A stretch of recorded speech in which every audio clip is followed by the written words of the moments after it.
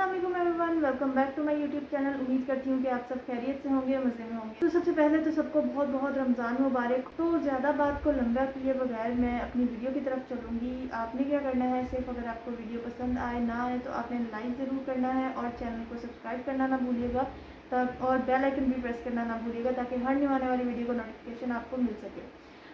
आपने वीडियो के थंबनेल और वीडियो के टाइटल से भी अंदाज़ा लगा लिया होगा कि हमारी वीडियो आज किस टॉपिक पे होने वाली है। और वो ये टॉपिक जो है ना, इस पे ज़रूरी इसलिए था मेरे लिए वीडियो बनाना क्योंकि ये वो चीज़ है, एजिंग वो चीज़ है जिसको हम टोटली स्टॉप नहीं कर सकते। कि मतलब एज के साथ साथ, बढ़ती एज के साथ साथ हमारे सेल स्ट्रक्चर चेंज हो रहा होता है, हमारी सेल डिफॉर्मिटीज़ हो रही होती हैं, हमारे सेल के जो इंट्रासेलुलर स्ट्रक्चर्स होते हैं वो चेंज हो रहे थे, जिसकी वजह से हमें रिंकल्स और एजिंग मतलब ये चीज़ें हो रही होती हैं। तो सबसे पहले मैं बात करूँगी कि हमें ये होती किस वजह से है एजिंग और होती किस एज से स्टार्ट है।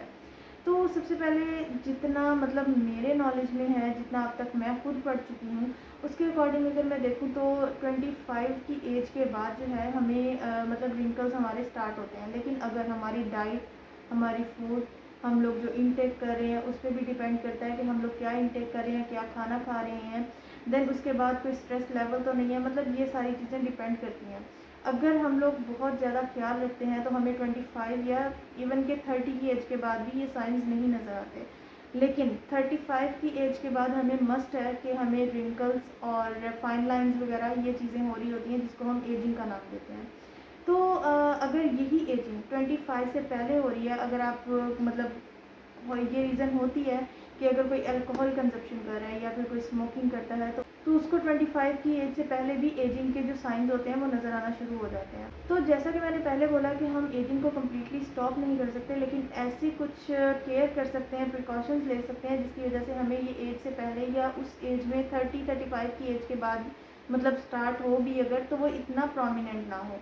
और मैंने बाकी में ऐसे लोग देखे हैं जिनकी 40 एज भी होती है ना, तो वो उनकी स्किन ऐसी लग नहीं रही होती कि वो 40 के हैं। क्या है कि उनकी डाइट अच्छी है, उनका खाना अच्छा है। देन हाँ, डाइट में कुछ लोग कहेंगे कि डाइट भी, खाना जो है वो डाइट में ही आ जाता है, पर खाना एंड डाइट इज़ डिफरेंट।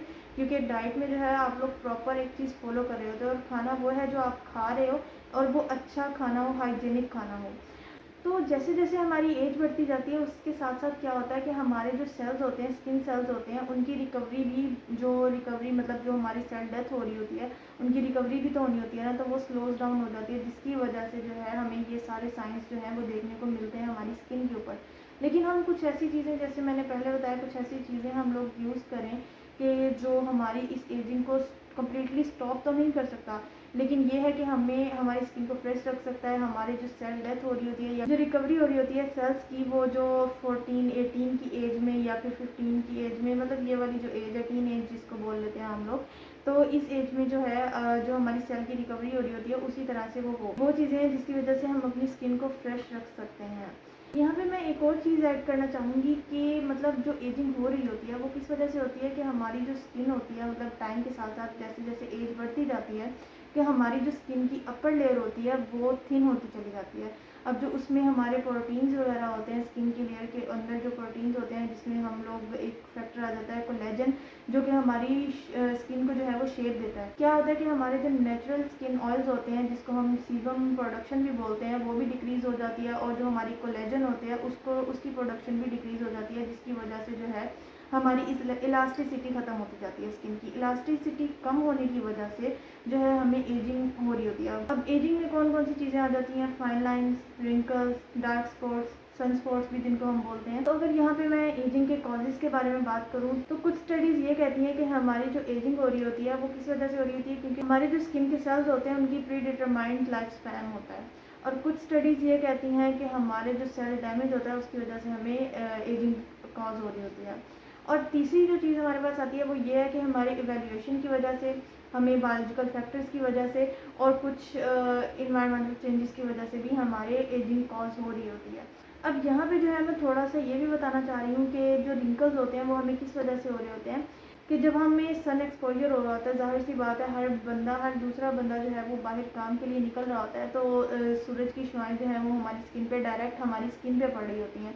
तो यूवी रेज जो होती हैं वो हमारे जो है स्किन पे पेनिट्रेट करती हैं, जिसकी वजह से जो है हमारी स्किन के अंदर जो डीएनए होता है वो डिफॉर्म हो जाता है और उस सेल डैमेज की वजह से जो है हमें रिंकल्स कॉज हो रहे होते हैं, चाहे वो एजिंग हो या फिर प्री मेच्योर एजिंग हो। अगर हमें अर्ली एज में या फिर एज प्रॉपर टाइम जो हमारे पास मेंशन होता है कि अगर उसमें हमें एजिंग हो जाती है स्टार्ट, तो हमारे पास कुछ फैक्टर्स जो हैं वो जीन्स के भी आ जाते हैं, यानी कि हमें जेनेटिकली भी एजिंग कॉज हो रही होती है, लेकिन हमें इन चीज़ों का पता नहीं होता।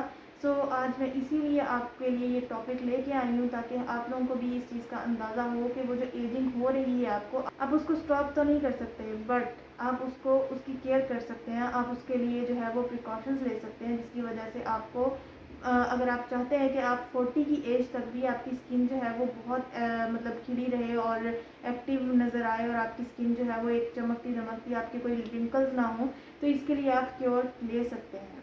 तो जहाँ पे आपने एजिंग के ये इतने सारे फैक्टर्स भी देख लिए, अब हम कुछ और फैक्टर्स भी देख लेते हैं जो कि हमारे पास stress, environment, diet and sleep habits आ जाती हैं। अब स्लीप हैबिट्स आपको भी पता है कि लोग जो हैं वो सारी सारी रात जाग रहे होते हैं और सुबह जो है वो मतलब आंखें मलते हुए उठ रहे होते हैं। कुछ हाल अगर मैं अपना बताऊं तो मैं भी यही कुछ करती हूँ, तो इसीलिए मैंने जो है वो कंपेयर किया कि कुछ लोग जो हैं वो ऐसे करते हैं। सो ये चीज़ क्या होती है कि मतलब हम लोगों को जो है वो डेली जो है ये 8 घंटे की नींद हमें डार्क सर्कल्स के लिए भी लेनी होती है कि डार्क सर्कल्स ना हों। 8 घंटे की नींद इसलिए भी लेनी होती है ताकि हमारा माइंड फ्रेश रहे। तो आपने क्या करना है कि स्लीप जो है वो अपनी नींद पूरी करनी है। देन उसके बाद कोई भी स्ट्रेस है तो स्ट्रेस के लिए हमें कुछ ना कुछ प्रिकॉशंस लेनी पड़ेंगी कि हमें स्ट्रेस ना हो। स्ट्रेस की वजह से भी जो है वो जल्दी, आपको भी पता है कि हम लोग अगर एक एग्जांपल यूज़ करते होते हैं कि इस बंदे को जो है या फिर इस बंदी को जो है ये परेशानी है जिसकी वजह से ये अपनी एज से पहले ही जो है वो इतनी मतलब बड़ी लगने लग गई है, तो वो कुछ रीज़न्स ये भी आ जाती हैं। तो अब आपको आई थिंक शुरू से अब तक ये बात तो समझ आ गई होगी कि हमें एजिंग क्यों कॉज हो रही होती है और हम जो सन एक्सपोजर की वजह से हो रही होती है या जो भी मैंने फैक्टर्स आपको बताए, आई होप सो कि आपको वो सब समझ आ गया हो। देन अब हमें क्या करना है जिसकी वजह से हमें कौन सा ऐसा क्योर लेना है या फिर हमें कौन सी ऐसी प्रिकॉशंस लेनी है या कौन सी चीज़ हम यूज़ कर सकते हैं या कैसा प्रोडक्ट हम यूज़ कर सकते हैं जो कि हमारी एजिंग को स्टॉप तो नहीं, एटलीस्ट वो हमारी उस एज तक हमें कि हमारी स्किन तो फ्रेश रखे, ग्लोई रखे। सो जो मैं प्रोडक्ट अगर मैं सजेस्ट करती हूँ वो है R3 फैक्टर। अब R3 फैक्टर को R3 फैक्टर क्यों कहा जाता है, मैंने कुछ लोगों को सजेस्ट किया और अल्हम्दुलिल्लाह मुझे रिव्यूज़ भी बहुत अच्छे आए हैं। R3 फैक्टर में हमारे पास 3 R हैं। अब वो 3 R क्या है? Retaining, restore and renew. तो ये वो पॉइंट्स हैं R3 फैक्टर के जो हमारी स्किन को यंग भी रखते हैं, हमारी स्किन के सेल्स को रीजनरेट भी करते रहते हैं, रिस्टोर जल्दी करते रहते हैं और हमारी जो सेल डेथ हो रही होती है, मतलब जो प्री मेच्योर एजिंग हो रही होती है उसको मतलब जल्दी होने से उसका जो साइकिल है, लाइफ स्पैन है, उसको फास्ट कर देते हैं। सो अब R3 फैक्टर मैं क्यों देती हूँ, मतलब क्यों सजेस्ट करती हूँ, वो इस वजह से कि R3 फैक्टर के अंदर जो इंग्रेडिएंट्स हैं, अगर हम R3 फैक्टर के इंग्रेडिएंट्स देखते हैं तो इंग्रेडिएंट्स जो हैं वो टोटली नेचुरल हैं और अगर हम उन इंग्रेडिएंट्स के बारे में भी डिस्कस करते हैं तो आपको ये पता चलेगा कि वो इंग्रेडिएंट्स नेचुरली कैसे प्रोड्यूस होते हैं और नेचुरली वो हमारी स्किन के ऊपर किस तरह से वर्क करते हैं। तो अभी मैं इसी बारे में बात करूँगी कि R3 फैक्टर से जो इंग्रेडिएंट्स हैं वो हमारी स्किन के ऊपर किस तरह से वर्क करते हैं। So now we discuss about 3 main ingredients of R3 factor. So first one is aloe vera gel and second one is alpha hydroxy acid and third one is soluble collagen.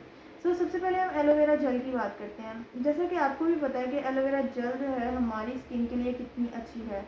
हमारे आम घरों में भी grow हो रहा होता है aloe vera gel, लेकिन जिस एलोवेरा जेल की मैं बात कर रही हूँ वो एलोवेरा जेल वो आम एलोवेरा नहीं है जो हम ऐसे ग्रो कर लेते हैं। कि वो एलोवेरा है जिसको हम स्पेसिफिक इन्वायरमेंट के अंदर ग्रो करते हैं ऑर्गेनिकली। ऑर्गेनिकली किस तरह से ग्रो किया जाता है, ये भी इसका भी मैं थोड़ा सा यहाँ पे कॉन्सेप्ट देना चाहूँगी।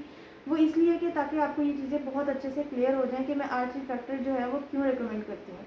तो पूरे वर्ल्ड में जो है वो एलोवेरा की 200 स्पीशीज़ हैं, उसमें जो बेस्ट स्पीशी है एलोवेरा की उसका नाम है एलो बार्बाडेंसिस मिलर के नाम से। ये जो एलो बार्बाडेंसिस मिलर है इसको आप अगर गूगल पे सर्च करते हैं तो इसकी आपके पास बहुत सारी डिस्क्रिप्शन सामने आ जाएगी। इधर मैं शो भी करवा देती हूँ कि इसमें कितने मिनरल्स, अमाइनो एसिड्स वगैरह मौजूद होते हैं जो हमारी स्किन क्या हमारी बॉडी के लिए भी बहुत अच्छी चीज़ है। अब जो सेकंड मेन इंग्रेडिएंट हमारे पास है वो है अल्फा हाइड्रोक्सी एसिड।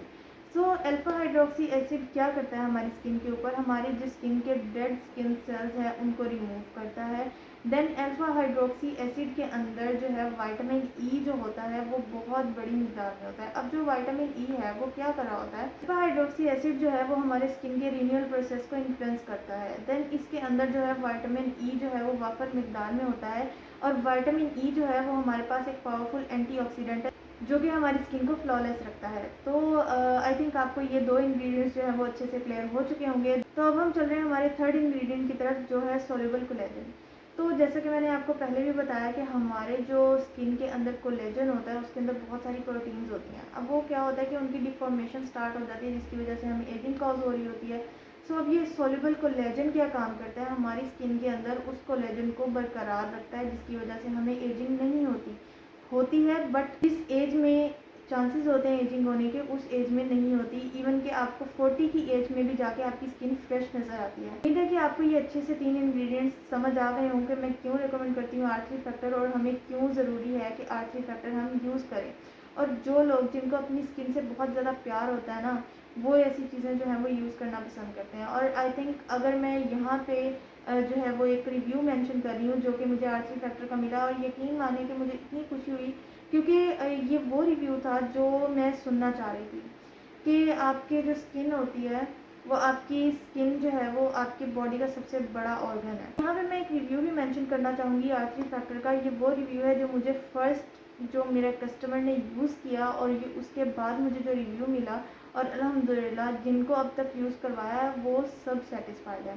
सो अगर आपको भी अपनी स्किन से प्यार है और आप भी R3 फैक्टर यूज़ करना चाह रहे हैं तो मैं अपना कॉन्टैक्ट जो है वो यहाँ पे मेंशन कर दूँगी। सो आई होप कि आपको सब कुछ डिटेल में समझ आ गई हो। तो अभी जो है मैं यहाँ पे अपनी वीडियो एंड करती हूँ, और अपना बहुत सारा ख्याल रखें, मुझे अपनी दुआ में याद रखें। अल्लाह हाफ़िज़।